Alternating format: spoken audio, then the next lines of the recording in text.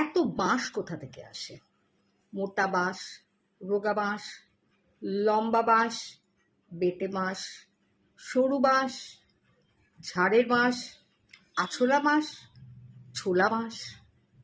দুর্গাপুজোর সময় প্রত্যেকটা প্যান্ডেলের সামনে বাঁশই বাঁশ।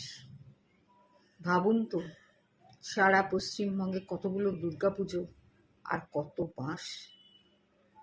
সবাই সবাইকে বাঁশ দিচ্ছে। আপনি ফেসবুকে লিখবেন, কেউ কমেন্ট করে বাঁশ দেবে।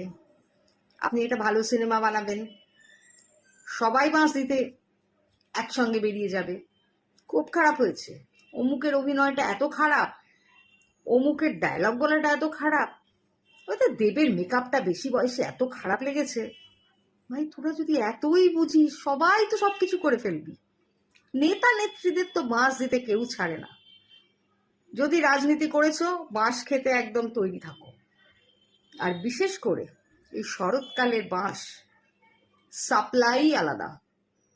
পশ্চিমবঙ্গের বাঁশ সাপ্লাই কে করে একটু খবর নিন তো। তাদেরকে ধরে সবার আগে বাঁশ পেটা করা উচিত। এই বাঁশের ব্যবসাটা সবার আগে বন্ধ করা উচিত।